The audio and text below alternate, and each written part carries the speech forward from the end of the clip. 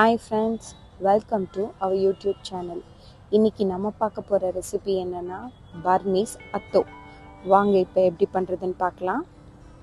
அதுக்கு பச்சரிசியை ஒரு 150 கிராம் எடுத்து 20 மினிட்ஸ்க்கு முன்னாடியே அலசிட்டு ஊற வச்சுருக்கேன். இப்போ 20 நிமிஷம் ஊறினதுக்கப்புறமா அதை எடுத்து ஒரு பிளேட்டில் ட்ரை பண்ண விடுங்க. கீழே துணியோ இல்லை பேப்பரோ வச்சு அது மேலே நம்ம அரிசியை ஸ்ப்ரெட் பண்ணி ஃபேனுக்கு கீழே ஒரு 10 மினிட்ஸ் வச்சுருங்க. அது நல்லா ட்ரை ஆகிடும். அடுத்து ஒரு மீடியம் சைஸ் ஆனியன் எடுத்துகிட்டு சின்ன சின்னதாக ஸ்லைஸ் பண்ணி அதை நல்லா டீப் ஃப்ரை பண்ணிக்க போகிறோம். நல்ல கோல்டன் ப்ரௌன் ஆக வரைக்கும் நல்லா ஃப்ரை பண்ணிக்கோங்க. இந்த கலர் வந்தால் போதும், ரொம்ப தீச்சிட வேண்டாம், ஏன்னா கசக்கும். ஸோ கரெக்டாக கோல்டன் ப்ரௌன் வர ஸ்டேஜில் நீங்கள் எடுத்துருங்க. அடுத்து ஒரு 4-5 பெரிய பூண்டு எடுத்து அது சின்ன சின்னதாக கட் பண்ணிவிட்டு அதையும் நல்லா டீப் ஃப்ரை பண்ணிக்கிறோம். பாருங்கள், இந்த அளவுக்கு பூண்டு ஃப்ரை ஆனால் ஓகே. இப்போ இந்த பூண்டு ஃப்ரை பண்ணிங்க இல்லையா, இந்த ஆயிலோடு அந்த பூண்டை எடுத்து வச்சுருங்க. நெக்ஸ்ட்டு 1 டீஸ்பூன் ஆயில் ஆட் பண்ணிவிட்டு அதில் 4 ரெட் சில்லி ஆட் பண்ணிக்கிறோம். உங்களுக்கு அதிகமாக காரம் சாப்பிடுவீங்கன்னா ஒரு 6 கூட ஆட் பண்ணிக்கோங்க. இது லைட்டாக ரோஸ்ட் பண்ணி எடுத்துக்கிறோம்.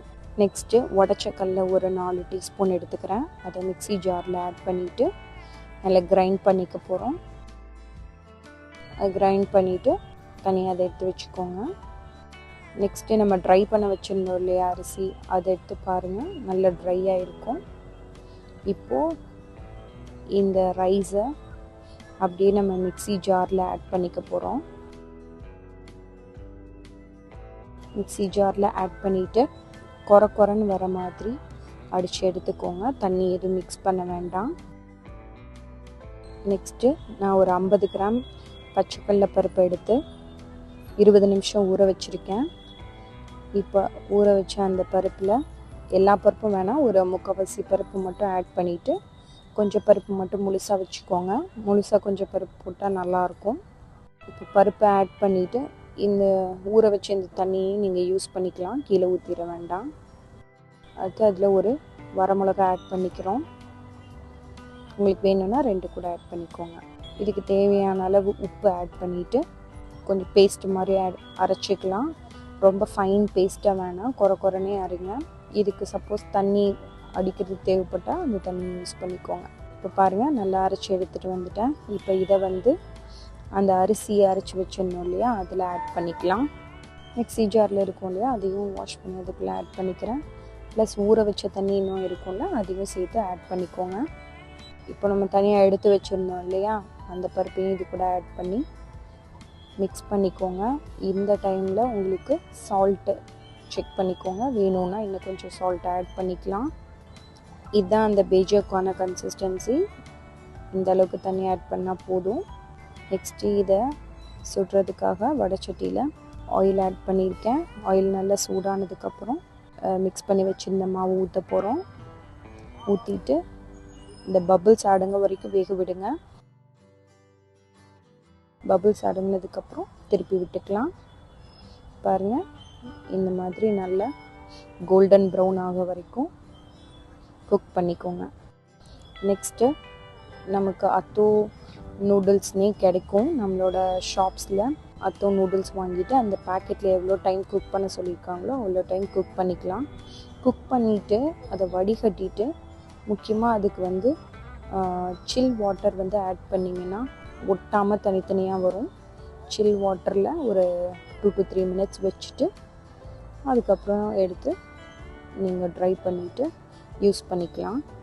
இப்போ அத்தோக்கு தேவையான எல்லா பொருளும் ரெடி பண்ணியாச்சு. வாங்க ஃபைனலாக மிக்ஸ் பண்ணலாம். நம்ம குக் பண்ணி வச்சுருக்க நூடுல்ஸ்லேருந்து கொஞ்சம் எடுத்துக்க போகிறோம்.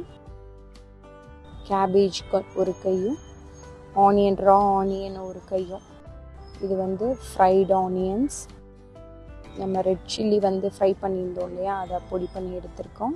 இல்லைன்னா இதுக்கு பதிலாக சில்லி ஃப்ளேக்ஸ் கூட யூஸ் பண்ணிக்கலாம். இது அந்த பொட்டுக்கல்லையே நம்ம அடித்த பவுட்ரு, அதில் 1 டீஸ்பூன். கார்லிக் ஃப்ரை பண்ணி வச்சுருந்தோம் இல்லையா, அந்த ஆயிலோடு எடுத்து வச்சுட்டு கார்லிக் 1 ஸ்பூன் போட்டுட்டு அந்த ஆயிலும் அதில் ஆட் பண்ணிக்கோங்க. இந்த ஆயில் ரொம்ப நல்ல டேஸ்ட்டாக இருக்கும். ஆட் பண்ணிக்கோங்க. புளி தண்ணி 1 டீஸ்பூன். நெக்ஸ்ட்டு சால்ட் வாட்டர் வந்து மிக்ஸ் பண்ணி வச்சுருந்தேன், அதையும் 1 டீஸ்பூன். ஃப்ரை பண்ணி வச்சுருந்தோம் இல்லையா பேஜோ, அதையும் இதில் ஆட் பண்ணிக்கிறோம். ஆட் பண்ணிவிட்டு இதை நல்லா மிக்ஸ் பண்ணிக்கோங்க.